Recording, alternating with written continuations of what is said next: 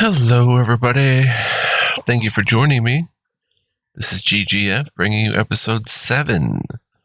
Lucky episode 7 of Let's Play Enderal. Forgotten Stories Special Edition. Hope you guys are doing well and ready and excited to check out some more Enderal with me. We are here with Elzarian on Vin in the continent of Enderal. Culture of the eccentric starlings is recorded in the old prophecies. Over the last 2 years, Enderal has been plagued by a strange sickness called the Red. Well, we don't know about anything like that yet, but we're supposed to have a seat right here, remember? Next to the fire to relax, so let's go ahead and do that. Gruntroods. Ah, here we go. He's going to heal us from this blurriness.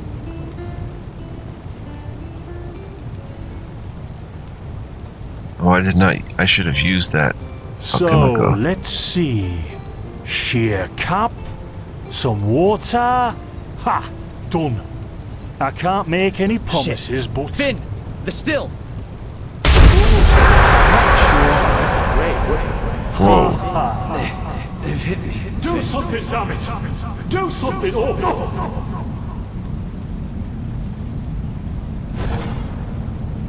no! Oh, sod it! Finn, do I really have to watch every step you take?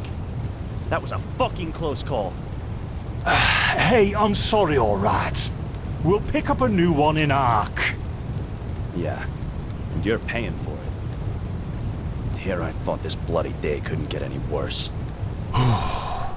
This day isn't getting any better. Here, drink this. It'll help you. Thanks, Finn. Uncork the bottle and drink potion. See? You already look a lot better. Still, you should let a priest take a look at that fever as soon as possible. The grunt root potion will wane in a few days. Thanks, but what in blazes just happened there? What? You mean the still? Bad quality, and too much heat, I'd wager. But, whatever will be, will be. But the explosion, the voices, they were yours.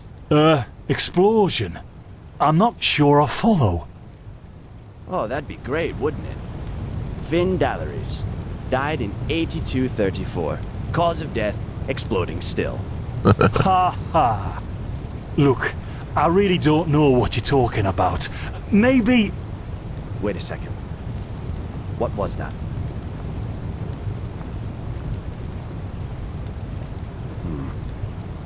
I could have sworn I saw something moving over there. Oh shit!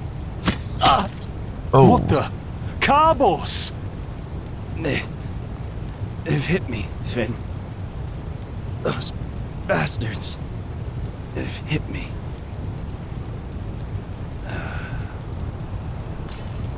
Hey. Carbos! Do something, damn it!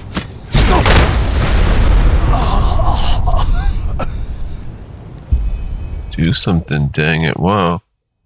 Now look at that. That was weird. Our mysterious survivor has awoken. Huh. I do not remember this plot line, guys.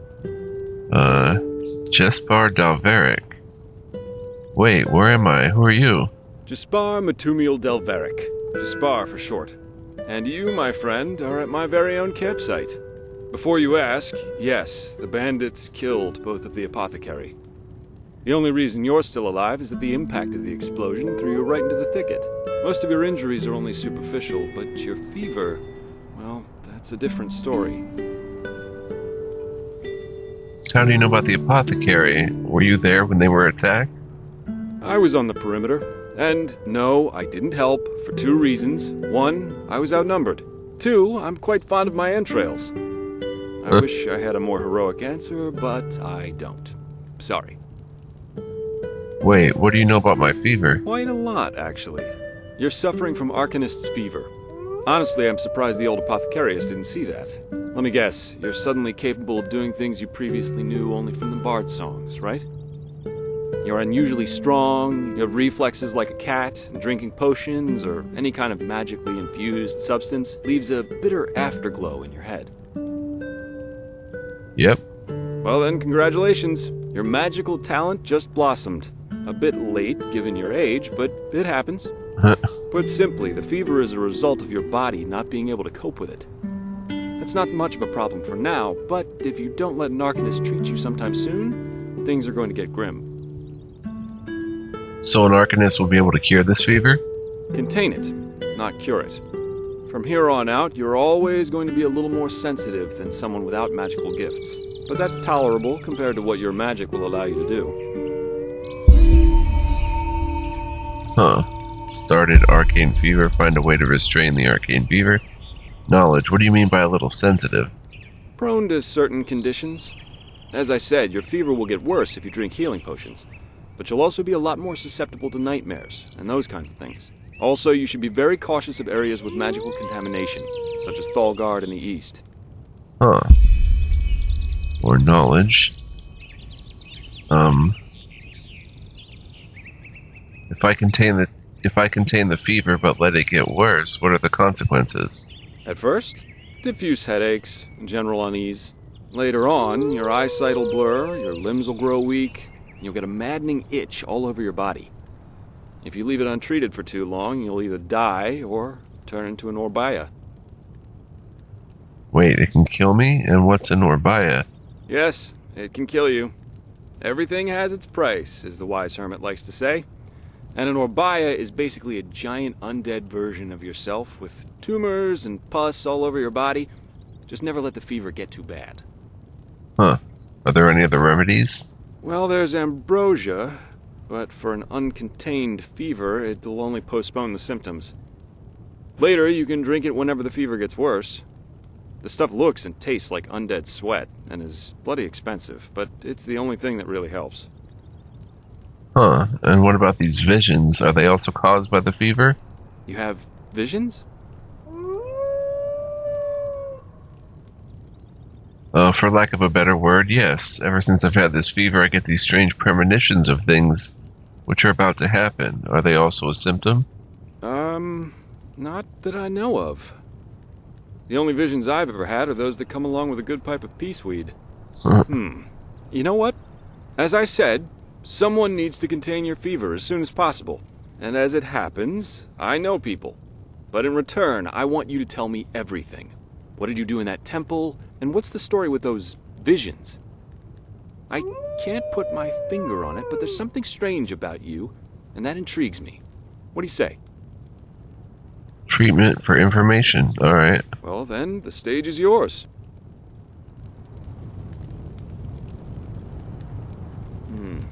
I see. My condolences for your loss. So, let me summarize. You somehow survived getting thrown into the open sea, and while you were half dead, had this dream in which you saw burnt bodies and a blinding light? Yes, but it wasn't just a dream, it was more like a memory. The temple I saw in it was the same one in the valley. Huh. And you also said that your magic didn't develop gradually, as it usually does, but all at once, right? Right after I washed up on the shore, yes, together with those visions. Well, that's quite the story. I guess you know how absurd it sounds, but for some reason, I believe you. I've met a lot of liars in my life, and you aren't one of them. That's right. All right, it's settled then. I'll introduce you to my employer and ask him to treat you. Before we leave, however, there's something else I need to take care of, and I could use a hand. The sooner we get that done, the sooner we can make for Ark. What's Ark? Ark? The capital of this country? Oh. Walls high as towers of iron-hard stone rest alone in the mountains in granite enthroned. Never decaying, the ages surveying, guarded by Malthus, and blah, blah, blah, blah, and so on and so forth. You're going to see it soon. Cool. I want to know more. Who's this employer of yours? Well, aren't you curious? I work for the Holy Order. The Holy Order? You mean the enforcers of the Lightborn? Yeah, but they're more than just a military unit here. Enderal belongs to Malphus, the guardian god, and the Order answers directly to him. In other words, they're calling the shots here. No king, no queen, no council. Just an order of noble warriors, always looking so stern and joyless that you might think they're struggling with constipation. What if I want to do this on my own? Up to you. But without me accompanying you, the guards won't let you into the Sun Temple in Ark. And that's the only place you can get your fever treated. Alright, I'll help you. The faster I get rid of this fever, the better. Splendid. You'll need some information before you can help me, though. I take it the fact that Vin has seen better times hasn't eluded your attention, has it? For the last 2 years, there have been wars and unrest everywhere. And even though in Enderal there is officially peace, there are peculiar things happening here, too. Normally docile animals and fakirs attacking wanderers in the open. The dead awakening in hordes. It's unsettling, to say the least. Huh. The strangest thing, however, is the Red Madness. Do you think this chaos could be in any way related to the rumors about the Lightborn's death? Everyone in Naren talks about them. Yeah, the rumors. I've heard them too. And I could indeed imagine that they're true, and that there's a connection, yes. And you actually believe that someone did kill the gods, the Lightborn? As I said, maybe. If you ask me, the Lightborn were never more than imposters anyway. False gods. Huh.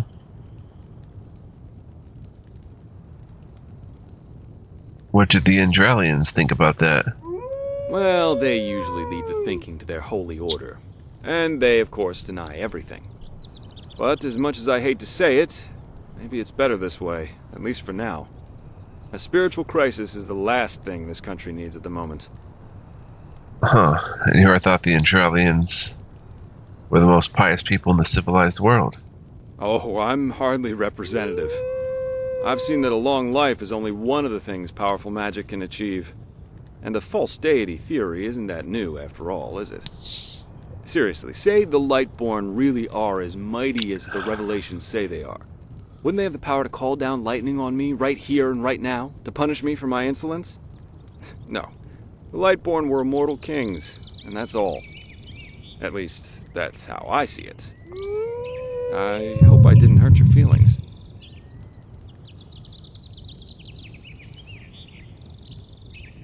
Far from it. Splendid. You never know. But we digress. Right, you mentioned something about a red madness. Yeah. It's some kind of mental illness that makes people lose their mind.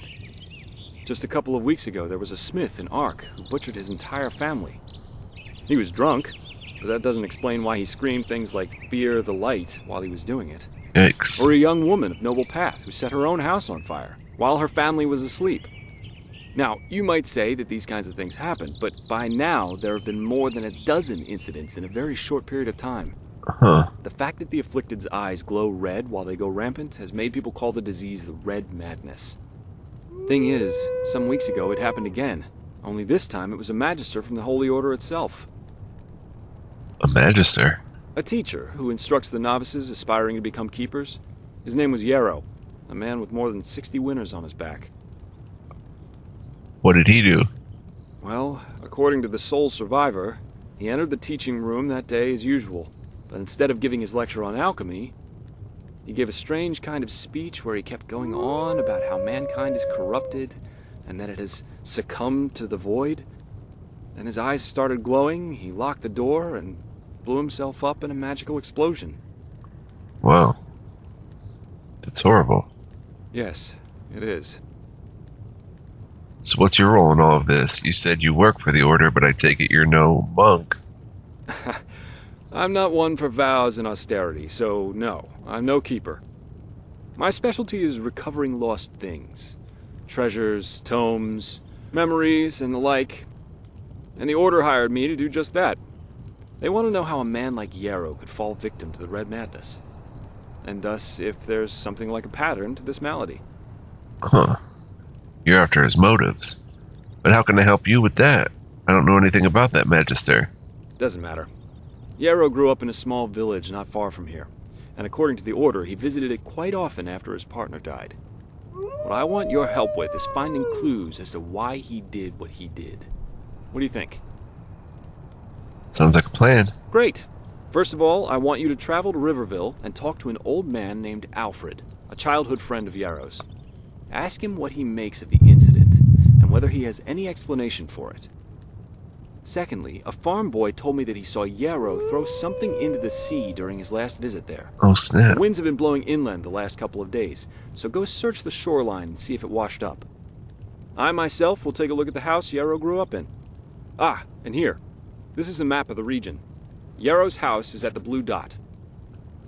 So, unless there's anything else, I'd say let's step to it. Just meet me at the farm when you're done.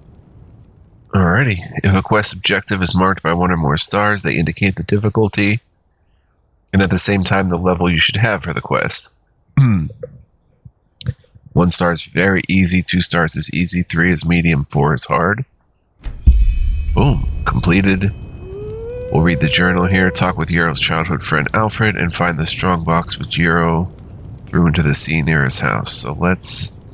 Butcher of Ark, Volume 1, Follow the Fire. Okay, first... Filibuster Soul Gem for 50. Nails worth 6. First, let's actually read the journal.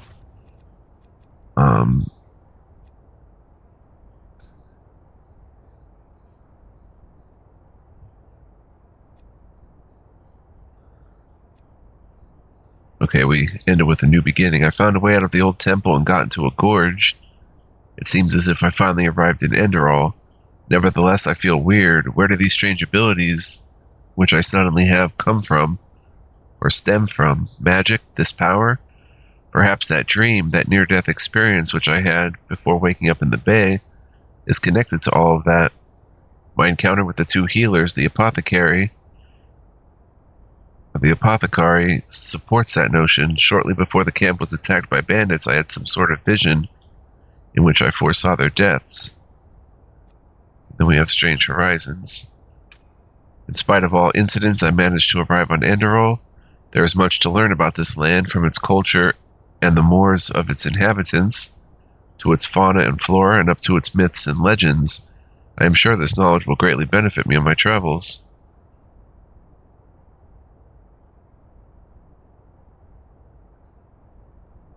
So we have to gather 40. Okay. I don't know why I'm not clicking these.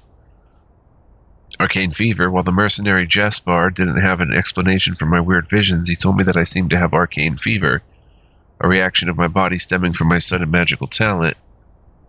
As soon as possible, I need to find an arcanist who can help me lessen the fever, or things could take a deadly course.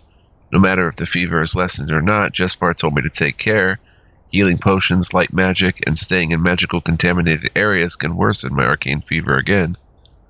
Find a way to restrain the arcane fever. And, the void. After I encountered the 2 apothecary last night, I saw some sort of vision. The moment this premonition was over, I heard the 2 apothecary speaking about the exact same things I heard in the vision. Then bandits attacked the dam and killed them. I owe my life to a mercenary called Jaspar Dalvaric. He informed me that this dang fever is caused by my sudden talent in magic and offered to help me by introducing me to his employers, who can heal it. In turn, I have to help him in bringing light to a Magister's rampage. Okay, so that's what we're going to do now. Now let's check out this book. The Butcher of Ark, Volume 1. Follow the Fire. Premise: they call me the Butcher. It hurts to write these words, though I'm aware of their truth. What else should a man be called whose trail is marked by dozens of corpses? Corpses which are not mute witnesses of a battle or an accident, no. Corpses which are solely the result of my own doing. Men, women, elders, children, priests, merchants, travelers, and women of the night. My murder seemed to follow an inscrutable pattern whose arbitrariness will put an icy veil over everyone's heart. But of course this will not be what heralds will proclaim. For them in the Holy Order, I will be no less than a monstrosity, a pathless demon who has been led astray by his own mundane cravings. They will call me an evil man, a beast with a heart black as midnight, because these are the colors in which the world prefers to think, black and white. No one will ask about the how and the why. Even these pages will be hard to acquire, for the Holy Order will surely do everything in its power to prohibit their printing. Which is why I shall congratulate you, whoever you may be, for holding them in your hands. With this assembly of withered pages, you shall be given insight into my very own thoughts. Do not understand them as a justification for my deeds, because this is not what they are. I assume full responsibility for what I have done, and I desire no absolution, neither from Malphus, whose supposed divinity is something I nowadays merely smile upon, nor from the people, justice, or some other strange, greater power whose true nature we have not yet learned to comprehend. This book is no more than a testimony of strange and inscrutable happenings yonder, which have made me into what I am. Chapter 1, Follow the Fire. It was a dull, cold, and wet morning that would change my life forever, yes. Somehow it almost seemed as if that day Mother Nature, as a response to the festivities of the preceding night, had decided to recover herself with a dreamy, nondescript day. The reason for the aforementioned festivities had been the so-called Star Summer Night, which every year marks the beginning of a new spring, and in which the night sky is illuminated by dozens of wild, untamed starfires. While the common people, however, use the occasion to indulge in their mundane cravings, whether by drinking in smoky taverns, dancing around the first delve of spade, or having cultivated conversations at a masked ball. For us clerics, it means nothing but a night filled with processions, sermons, and prayer. After briefly attending the joyous speech of the mayor and giving my priestly blessing to the commencement of the festivities, I silently retreated into the temple and prayed until both my knees and tongue were sore, just like the holy verses oblige every priest to do. It was of no significance whether the cleric was the high priest, or, as was the case with me, merely a simple, insignificant father in an even simpler and more insignificant village. Mine was called Fogville and was situated on a constantly windy, sparsely vegetated cliff at the very west of Enderal. It owed its name to, who would have guessed it, the pale, thin wafts of mist which every morning descended on the village's countenance like a mourning veil over the face of an old widow. I still remember this last gaze yonder, which I threw upon the poor houses at the bottom of the hill the village's temple was enthroned upon. After the dissonant orchestration of lute music, animated laughter and popping of corks, an almost eerie silence had laid itself upon the village. Only here and there a lonesome figure could be seen and heard moving through the cool mist, and even the bakery's chimney remained still. I feebly smiled into the face of the village I had grown up in. My father, who actually wasn't my father, claimed to have found me wrapped in linen and lying in a basket near a way shrine on the Mist Road. I had been abandoned, and the man who later became my father took me to the village, full of devotion and grateful for the divine gift. However, before his untimely death only 10 years later, I never got rid of the feeling that his compassionate act was due to the fact that he found me right underneath a statue of Malphus, and not because of his wish for a child. Gilman the Tanner, as the villagers called him, was a delicate man with pockmarked skin and a narrow nose. In his own opinion, the whole world conspired against him, which was the sole reason for his misery. We never talked much, but when we did, our conversations followed a general pattern. With his sawing voice, he would call me to his fireplace room, where he sat rigidly most of the time, along with 2 empty tankards of beer. Then he would gesture to me to sit down and announce that he had to get something off his chest. The fact that only his founding son was there to listen was further proof of how badly life had treated him. It would start right when I sat down. Tialmar the Hunter had sold him rancid oils. An evil cutthroat, my father called him, but after all, that was the nature of the Aeterna, he said, and in Enderal this fact was not as well known as in Narum, or Matressa Zulja, who had served him bitter wine. A mean crone she was, he said. Oh yes, but thanks to Malphus he had perceived her plan and cut her down to size. And then, of course, Rashik the Smith's twin boys. Rascals they were, both of them. No respect they had for path-abiding, hard-working people like him.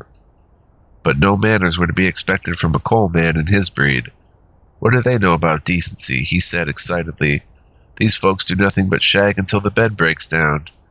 It did not matter to him that Rashik was Kuranian of a third generation living in Enderal, and that he preferred a long-term union with his mate over the promiscuous family clans of his homeland. I'm getting stuffed up just by talking a lot or reading a lot. It's what happens to me. You guys may know.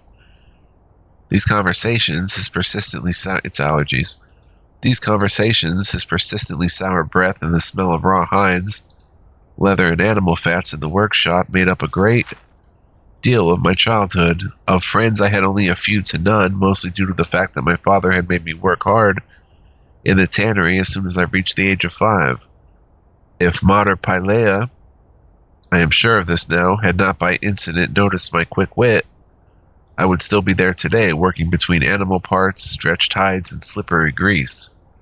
Maybe the strange experience on that misty morning would have never happened. Yet she noticed, and that is how it came to be that on the day of my path consecration, the aged priest proclaimed my holy path in a solemn voice. I, Jael, Tanner's son, was predestined to dedicate my life entirely to Malphas's glory as a priest. Of course, back then I did not fully comprehend what that meant, but the other children's awestruck reactions made me realize it was a good thing. Thus I left the bleak tannery and only entered the old house on the edge of the village to sleep there. For my foster father, the child abduction was only one more act of treason. Looking back, I think that the amiable Mater was the only real caregiver in my life. She taught me to read and write, and she taught me the essentials of herbal lore. With empathy and strictness, she taught me what I needed to know to become part of the Endralian clergy. 10 winters later, I received priesthood and began to serve in the small temple.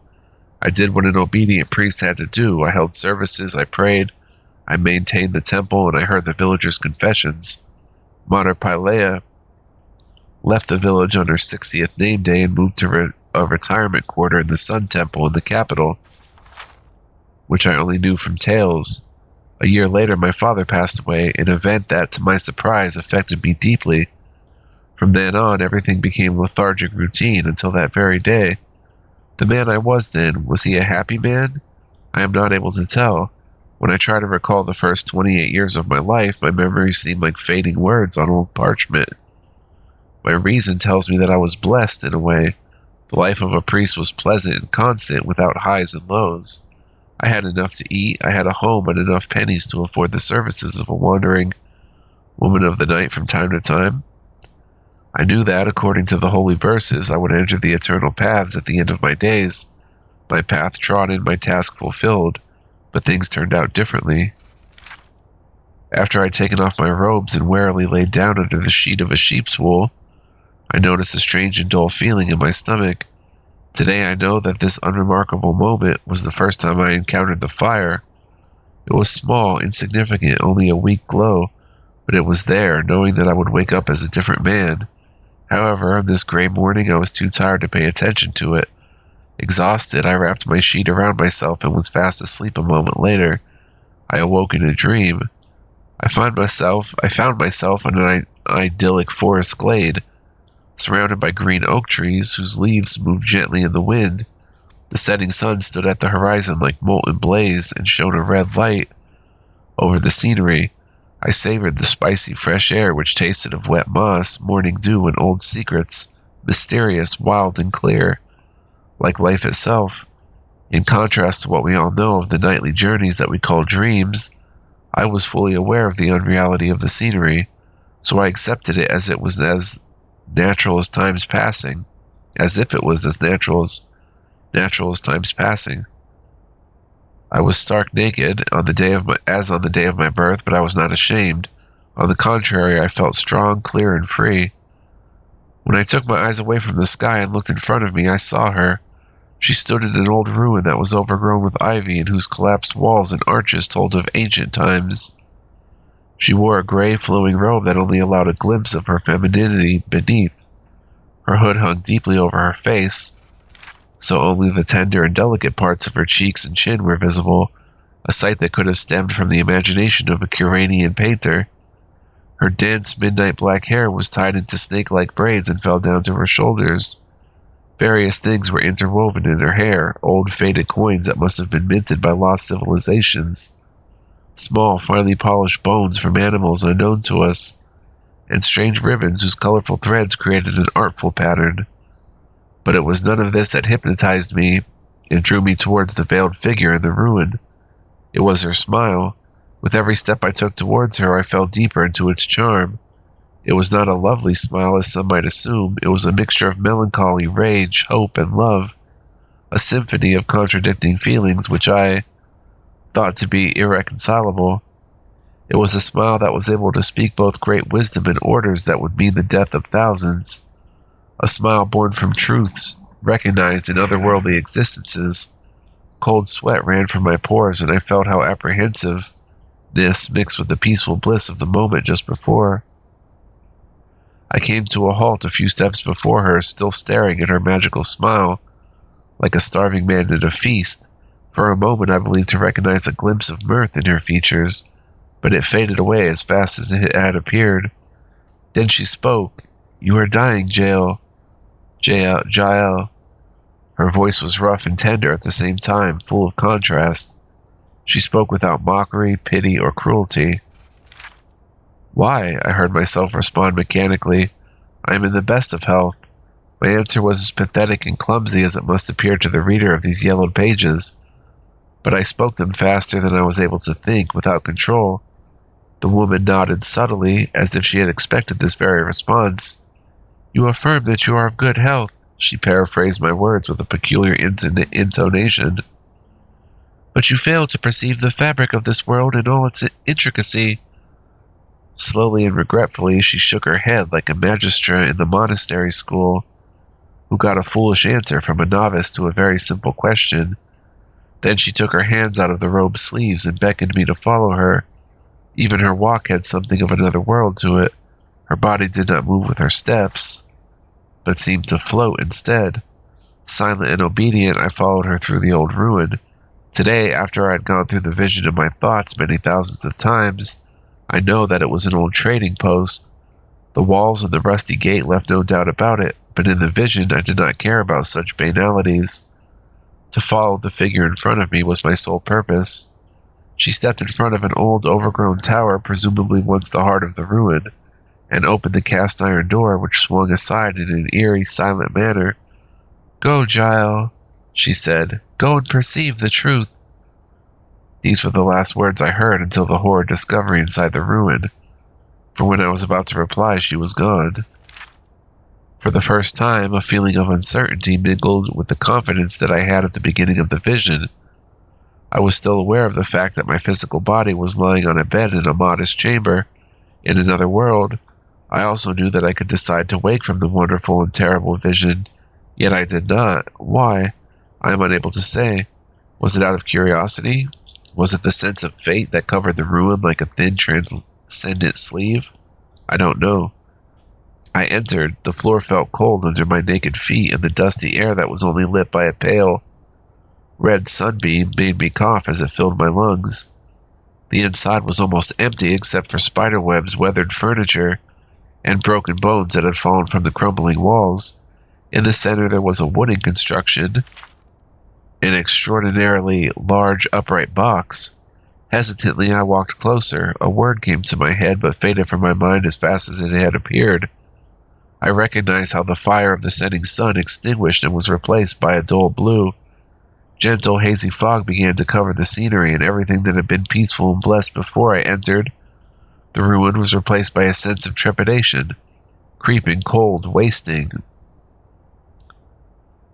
My hand moved along the surface of the strange box, which was slightly taller than me.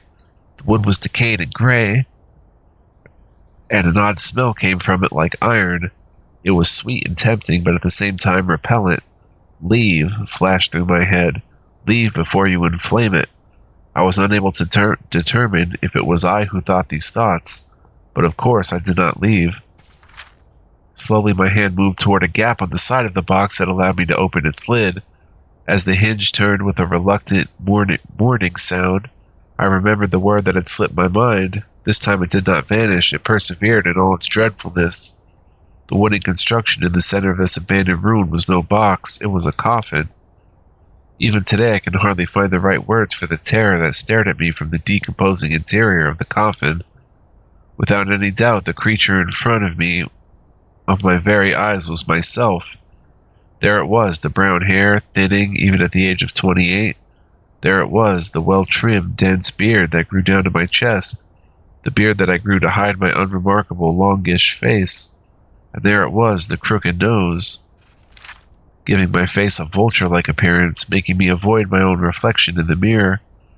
But the body in the coffin was dead, clenched like in the moment of dying.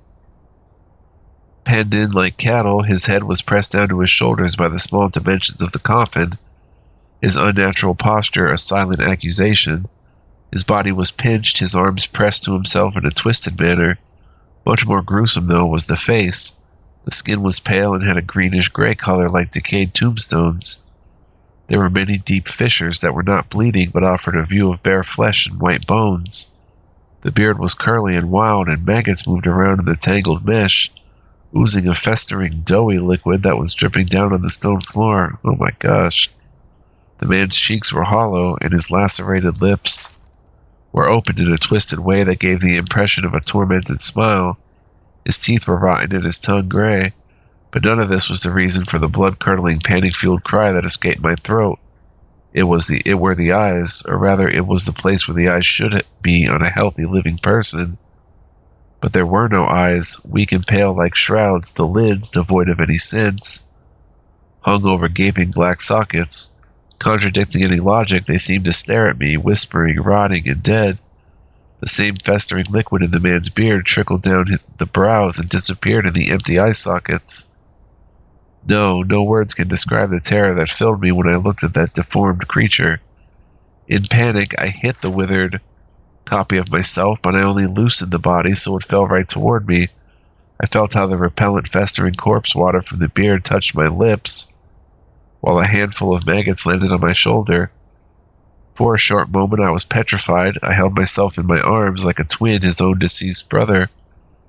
But this was no twin.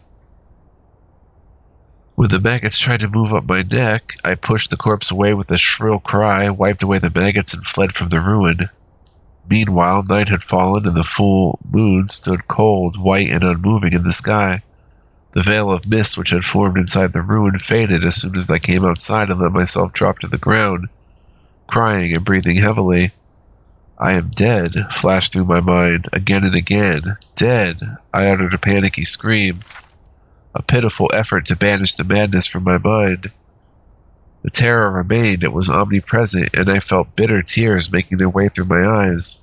What, by the righteous path, does it mean? What kind of nightmare am I trapped in? Some might ask why I did not end the vision with the well-known physical stimulus by pinching myself, even more so because I was fully aware of the unreality of what was happening. The answer is, I was unable to do it, and I knew it. What I went through was not one of the usual nightly phantasms that occasionally haunt us in the quiet hours. Something that I later began to understand at least a little wanted to show me something, and I was unable to escape the truth as little as man can escape the sands of time.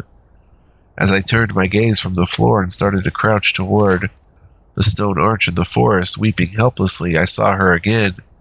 The veiled woman, she stood above me and stared down at me almost with sympathy. At least I assumed so, because despite the angle of my view, I was unable to recognize anything above her cheeks but the unnatural shadow of her hood. "What are you?" I brought forth in a weak voice. "What by the Black Guardian's name are you? A demon? An angel of death?" It sounded pathetic, like the lament of a desperate child. "You ask me what I am," she answered, again an echo of my pitiful words. "And you assume I am a black angel of your God, come upon you to punish you, but—" A touch of maternal tenderness accompanied her rough voice. "You ask the wrong question, Jael. For who I am is not of importance." I stared at her in confusion, unable to react to her enigmatic answer. I remained on the ground for a while, motionless, breathing frantically and panicky, looking at the veiled woman.